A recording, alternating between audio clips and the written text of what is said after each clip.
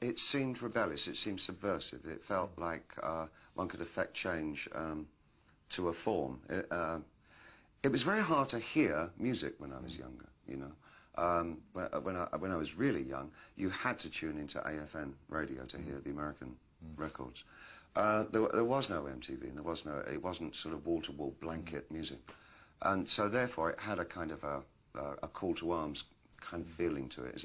This is the thing that will change things. This is a dead, dodgy occupation to have.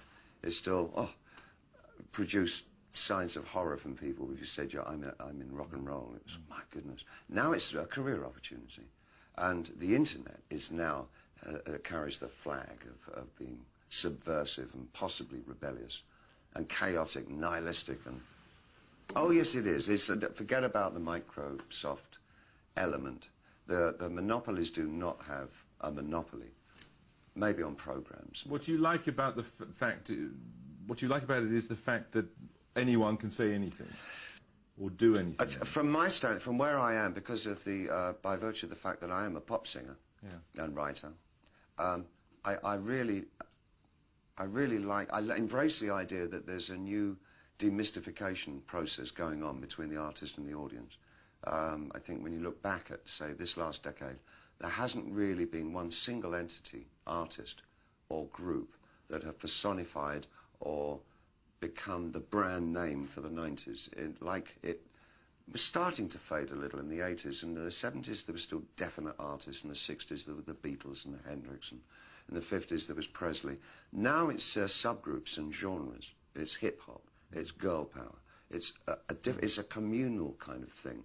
It's about the community. It's becoming more and more about the audience, because the point of having somebody who led the forces has disappeared, because the vocabulary of rock is too well known. It's a currency that is not, it's not devoid of meaning anymore, but it's certainly only a conveyor of information now. It's not a conveyor of rebellion.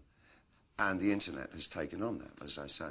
And so I find that a terribly exciting area. So from my standpoint, being an artist, I like to see what the new construction is between artist and audience. There is a breakdown. There's a... personified, I think, by the rave culture of the last few years, where the audience is at least as important as whoever is playing at the rave.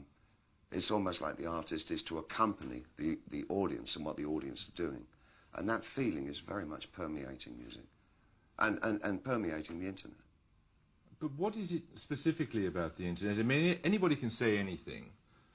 And it all adds up to what? I mean, it seems to me there's nothing cohesive about it in the way that there was something cohesive about the youth revolution in music. Oh, but absolutely. And because I think that we, at the time, up until at least the mid-70s, really felt that we were still living under the,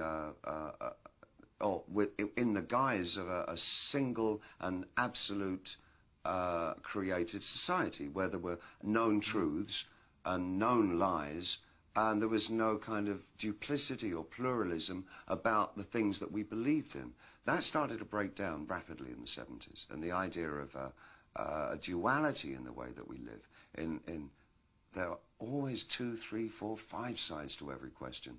That the singularity disappeared, and that, I believe, has produced such a medium as the internet, which absolutely establishes and shows us that we are living in total fragmentation. You don't think that some of the claims being made for it are hugely exaggerated? I mean, when the telephone was invented, people made amazing claims. I know, the president, for example. The president at the time, when it was first invented, he was outrageous. He said he foresaw the day in the future when every town in America would have a telephone. Now how dare he claim like that? Absolute bullshit.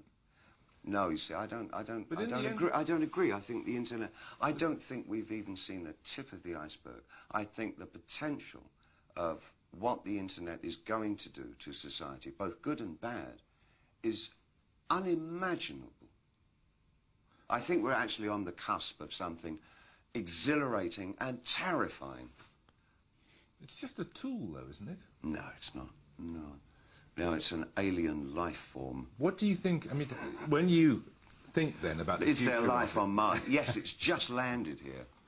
But it's simply a different delivery system there. You're arguing about something more profound. Oh, yeah, I'm talking about the actual context and the state of content is going to be so different to anything that we can really envisage at the moment, where the interplay between the user and the provider will be so in simpatico. It's going to crush our ideas of what mediums are all about. But it's happening in every form. It's happening in visual art. The breakthroughs at the early part of the century with people like Duchamp, who were so prescient in what they were doing and putting down. The idea that the piece of work is not finished until the audience come to it and add their own interpretation, and what the piece of art is about is the grey space in the middle. That grey space in the middle is what the 21st century is going to be about.